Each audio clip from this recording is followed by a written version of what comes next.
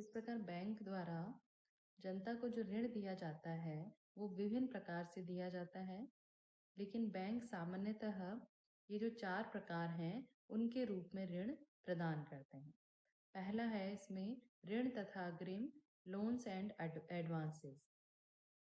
एक निश्चित रकम के निश्चित समय के लिए दिए गए ऋण जिनका भुगतान पूर्णतया हो जाने पर ही ऋण का अंत होता है, ऋण अथवा अग्रिम धन कहलाते हैं।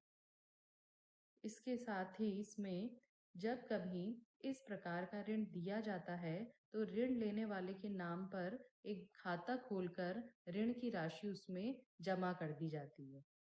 ऋण लेने वाला आवश्यकता अनुसार चेक द्वारा समय समय पर रकम निकाल सकता है। ऋण की पूरी रकम पर तत्काल ब्याज लगना आरंभ हो जाता है, चाहे ग्राहक ने उस रकम का केवल एक ही भाग निकाला हो।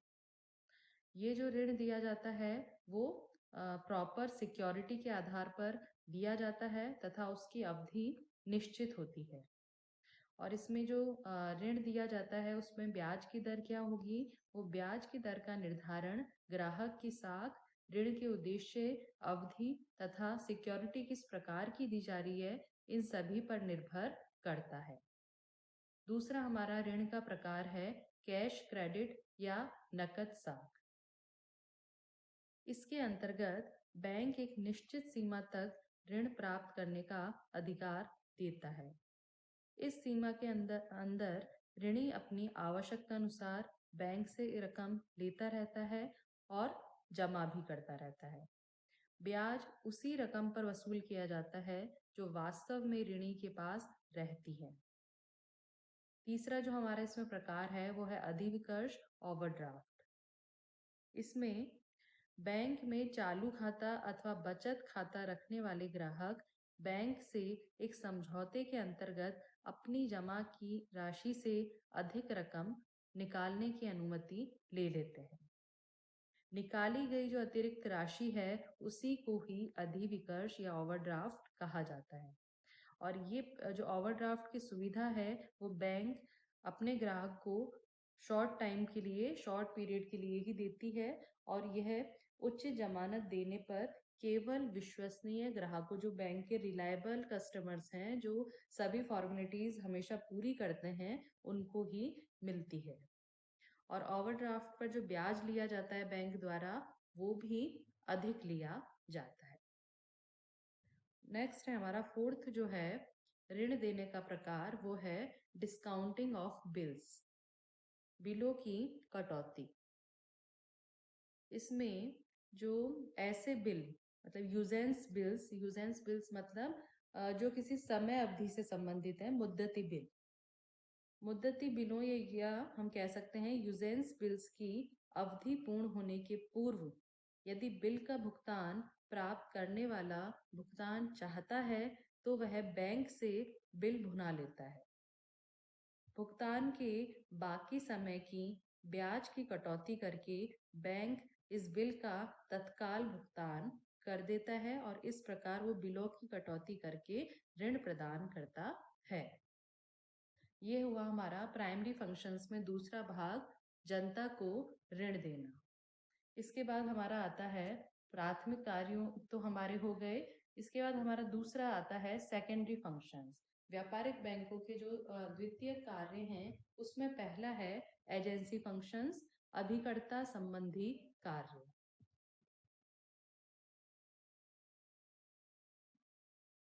एजेंसी फंक्शंस में बैंक अपने ग्राहकों के लिए एजेंट या उनके प्रतिनिधि के रूप में कार्य करता है।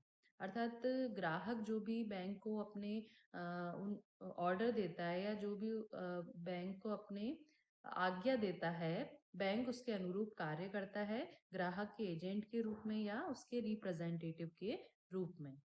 ऐसे कार्यों के लिए ग्राहक स्वयं अपने बैंक को लिखित अनुमति देता है। इसमें से कुछ कार्य तो बैंक निःशुल्क करता है और कुछ कार्यों के लिए बैंक अपने जो ग्राहक है उससे निश्चित शुल्क या फीस ले सकता है। इसमें अनेक प्रकार के कार्य बैंक द्वारा किए जाते हैं, जैसे to collect and clear check, dividend and interest etcetera. ग्राहकों द्वारा जो भी भेजे गए चेक हैं, विनिमय बिल हैं आदि साख पत्र हैं, उनका भुगतान एकत्र करने का कार्य बैंक करता है इसके अंतर्गत। या हम कह सकते हैं बैंक अपने ग्राहकों द्वारा लिखे गए चेकों का भुगतान करते हैं तथा कभी कभी ग्राहकों के बिल भी स्वीकार करते हैं। ग्राहक उनको परमिशन देता है जिस प्रकार उस प्रकार बैंक उसको बिलों को स्वीकार करते हैं जिनका भुगतान निश्चित तिथि पर कर दिया जाता है। इसके अलावा बैंक अपने ग्राहकों के आदेशानुसार उनके बीमा प्रीमियम जो भी है उसको पेमेंट करते हैं, टैक्स को, उनके कोई इंटरेस्ट को, कोई उनका ऋण की किस्त है, लोन की कोई उनकी अमाउंट है आदि का भुगतान भी समय समय पर ग्राहक जो भी आदेश देता है बैंक उनके एजेंट के रूप में उस कार्य को करता है। अपने ग्राहकों की ओर से बैंक लाभांश, ब्याज, किराया, ऋण की किस्त आदि वसूल भी करता है। इसके अलावा बैंक अपने ग्राहकों के लिए सरकारी प्रतिभूतियां, कंपनियों के शेयर्स, ऋण पत्र आदि के क्रय विक्रय का भी कार्य करता है। इसके साथ ही बैंक अपने ग्राहकों की सुविधा के लिए एक स्थान से दूसरे स्थान राशि भेजने या रेमिटेंस की भी व्यवस्था करता है। इसके साथ ही बैंक पासपोर्ट, यात्रा संबंधी कोई विदेशी विनिमय है या अन्य कोई भी यात्रा संबंधी सुविधा ग्राहक को चाहिए, वो भी बैंक उसको उपलब्ध करवाता है। तो इस प्रकार बैंक एजेंसी संबंधी कार्य, एजेंसी फंक्शंस में ग्राहक द्वारा जो भी कार्य लिखित अनुमति दी जाती है जिन कार्यों को करने के लिए, वो बैंक करता है। मुख्यतः उसमें कार्य होते हैं जैसे बैंक ग्राहकों द्वारा भेजे गए चेक जो है उनको कलेक्शन का कार्य करता है, या ग्राहक कस्टमर ने जो चेक लिखे हैं उनके पेमेंट का कार्य करता है, या कस्टमर ने कोई भी पेमेंट जो हर महीने ग्राहक को करना होता है, जैसे बीमे का प्रीमियम हर महीने या ईयरली या 6 मंथ्स के बेस पे, तो ग्राहक को जो भी पेमेंट बार बार करने होते हैं उस प्रकार के पेमेंट करने के लिए भी वो अपने बैंक को आदेश दे सकता है, जिससे बैंक उनका टाइमली भुगतान कर सकता है।